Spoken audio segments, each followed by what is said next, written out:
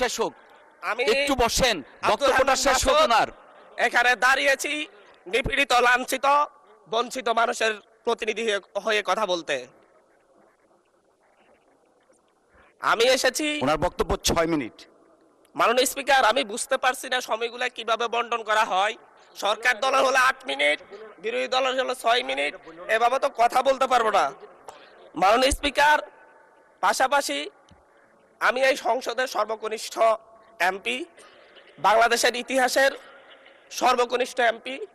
আমি এখানে দাঁড়িয়ে আপনারা যে জেনজির কথা বলেন, সেই জেনজির প্রতিনিধি হয়ে আমি সংসদে কথা বলতে আসছি। আপনি যদি বলেন যে জেনজিরা কি চাই, আমি বলছি জেনজিরা 72-এর সংবিধান আর চাই না। আপনি যদি বলেন জেনজিরা কি চাই, আমি বলতে এসেছি জেনজিরা এটাই চাই, স্বাধীনতার 30 বছর পরে জন্ম নিয়ে আমার মতো যারা সন্তানরা রয়েছে তারা কেন ভোটাধিকার পাই নাই তার জবাব চাই। আমরা তো স্বাধীন বাংলাদেশে জন্ম নিয়েছি। মাননীয় স্পিকার, আমাদের কি ভুল ছিল?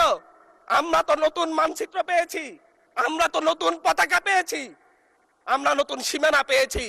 আমাদের পূর্বপুরুষরা 1971 সালে রক্ত দিয়ে আমাদের জন্য একটি নিরাপদ বাংলাদেশ গড়তে চেয়েছেন, কিন্তু আমরা কি সেই নিরাপদ বাংলাদেশ পেয়েছি? আমরা কি সেই নতুন বাংলাদেশ পেয়েছি? আমরা তো সেই নতুন বাংলাদেশ মাননীয় স্পিকার পাই নাই।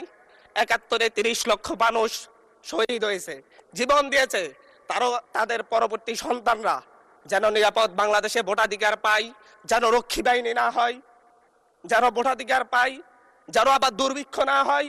কিন্তু আমরা কি দেখেছি? আমরা দেখেছি বাংলাদেশে দুর্ভিক্ষ হয়েছে।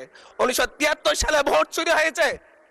আমরা দেখেছি তার পরবর্তী সময়ে শহীদ প্রেসিডেন্ট জিয়াউর রহমান বাংলাদেশকে অর্থনৈতিকভাবে, রাজনৈতিকভাবে, গণতান্ত্রিকভাবে বাংলাদেশকে পুনরুদ্ধার করার জন্য উনি অটল ভূমিকা রেখেছেন।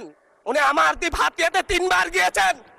আমি যেদিকে তাকিয়েছি, আমার এই বেড়িবাঁধ কে করে দিয়েছে? মেজর জিয়াউর রহমান। আমার এই খালকে খনন করে দিয়ে গেছে মেজর জিয়াউর রহমান। তারপরে এরশাদ এসেছে, বেগম জিয়া এসেছেন। বেগম জিয়া আমার হাতিয়াতে 3 থেকে 4 বার গিয়েছেন, কিন্তু তারপর আমার হাতিয়ার ওই অঞ্চলের নদী ভাঙ্গন রোধ হয় নাই। ওই অঞ্চলের লক্ষ লক্ষ মানুষ ঘরবাড়িহীন ভাবে পড়ে আছে। আমি এই ইলেকশনে ভোট ডাকাতি দেখেছি। আমার গাড়ি বহরে হামলা করা হয়েছে। আমি কি এই ইলেকশনের জন্য নিজের রক্ত জড়িয়েছি? আমি আজকে স্বরাষ্ট্রমন্ত্রী আছেন, মাননীয় প্রধানমন্ত্রী আছেন, আমি এখানে প্রশ্ন করি, আমি কি রক্ত ঝরিয়েছি? আমরা রক্ত ঝরিয়েছি বলে আপনারা আজকে সংসদে প্রধানমন্ত্রী, স্বরাষ্ট্রমন্ত্রী হয়েছেন। রক্ত ঝরার পরে, রক্ত ঝরিয়ে গুলিবিদ্ধ হয়ে 3 দিনের মাথায়, গুলিবিদ্ধ হয়ে দয়া করে থামুন। মাননীয় সংসদ সদস্য, আপনার বক্তব্য অব্যাহত রাখুন। 144 ধারার মধ্যে আবার নিজেই গুলিবিদ্ধ পা নিয়ে বের হয়ে গিয়ে সংবাদ সম্মেলন করে বলেছি আবার রাস্তায় নামুন, হাসিনা পতন হতে হবে। আমরা বলেছি নতুন বাংলাদেশ দিব। আমরা নতুন বাংলাদেশ আবার প্রতারণার রাজনীতি দেখতে চাই না, প্রবঞ্চনার রাজনীতি দেখতে চাই না। যেই গণভোটের পক্ষে আমাদের মাননীয় প্রধানমন্ত্রী প্রচারণা চালিয়েছেন, যে আদেশের পক্ষে মাননীয় সরকার দলীয় সংসদ সদস্যরা প্রচারণা চালিয়েছেন, আজকে এখানে সেই কেন এটা নিয়ে আবার দীর্ঘ আলোচনা হতে হবে। আমরা 90-এর গণঅভ্যুত্থানের কথা বলে যাই নাই। 3 জোটের রূপরেখা হয়েছে, বাংলাদেশ গণতান্ত্রিক ভাবে উত্তীর্ণ হবে কথা দেওয়া হয়েছিল, কিন্তু 94 সালের মাগুরার নির্বাচন কারা আয়োজন করেছিল? কারা 94 সালে মাগুরার নির্বাচন আয়োজন করেছিল? আজকে আবার এই সংসদে দাঁড়িয়ে আবার এমন একটা ব্যবস্থা নিয়ে যাচ্ছেন, আরেকবার যে মাগুরার নির্বাচন আয়োজন করবেন না, এর নিশ্চয়তা কে দিবে? এর নিশ্চয়তা কে দিবে? আমি আমার সবচাইতে কম বয়সী প্রার্থী হিসেবে নিজের প্রার্থীটা জমা দিয়ে এলাকায় গিয়েছি প্রচারণা করতে। 3বার হামলা শিকার হতে হয়েছে। আমি সংসদ সদস্য হিসেবে এলাকায় গিয়েছি, সেই জায়গায় আমার উপর হামলা করেছে, সরাসরি ভিডিওতে দেখা গিয়েছে। অস্ত্র নিয়ে, দেশীয় অস্ত্র নিয়ে আমাকে কোপাতে আসা হয়েছে। তারা কারা? ওরা তো তারাই যাদের প্রত্যেকের হাতে বিএনপি দলীয় নেতা কর্মীদের রক্ত লেগে আছে, প্রাণ লেগে আছে। এই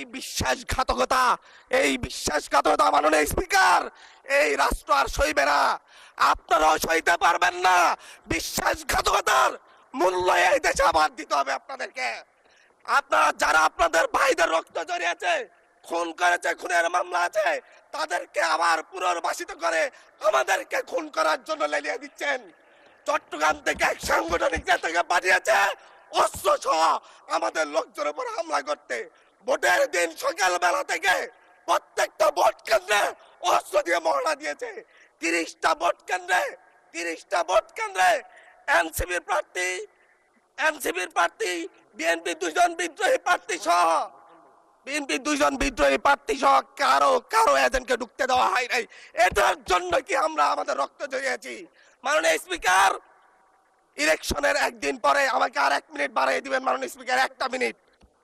মাননীয় স্পিকার, ইলেকশনের পর দিন এক নারী অভিযোগ করেছেন, এক নিরীহ নারী, ওনাকে ধর্ষণ করা হয়েছে শুধুমাত্র শাপলাগড়িতে ভোট দেওয়ার কারণে। 1 ঘন্টার মধ্যে মাননীয় স্পিকার, একজন ভুক্তভোগী নারী অভিযোগ করেছে ওনাকে ধর্ষণ করা হয়েছে শাপলাগড়িতে ভোট দেওয়ার কারণে। সার্কেল এসপি 1 ঘন্টার মধ্যে বলেছে এই ধরনের কোনো ঘটনা ঘটে নাই। আজকে 42 দিন পার হয়েছে, এখনো ডিএনএ রিপোর্ট আসে নাই। মামলা নিতে 3 দিন দেরি হয়েছে। সিভিল সার্জন অফিস তদন্ত কমিটি করে দিয়েছে, তদন্ত কমিটির রিপোর্ট জমা দিয়েছে। ভুক্তভোগী নারী জানে না তার তদন্ত রিপোর্ট কি এসেছে। এই ভয়াবহ পরিবেশ তৈরি কারা করছে? আমার মনে হয় স্বরাষ্ট্রমন্ত্রী আইনের ব্যাখ্যা না দিয়ে, আইনমন্ত্রী আইনের ব্যাখ্যা দিবেন, স্বরাষ্ট্রমন্ত্রী এসবে মনোযোগ দেওয়া দরকার। স্বরাষ্ট্রমন্ত্রীর মনোযোগ দেওয়া দরকার। সারা দেশে কোথায় কোথায় সন্ত্রাসীরা রয়েছে সেই সকল সন্ত্রাসীদের তালিকা করে তাদেরকে বিচারের ব্যবস্থা করা দরকার। স্বরাষ্ট্রমন্ত্রীর উচিত ধন্যবাদ মাননীয় সদস্য। নেতা কর্মীরা হত্যার শিকার হয়েছে তাদের বিচারের ব্যবস্থা করা দরকার।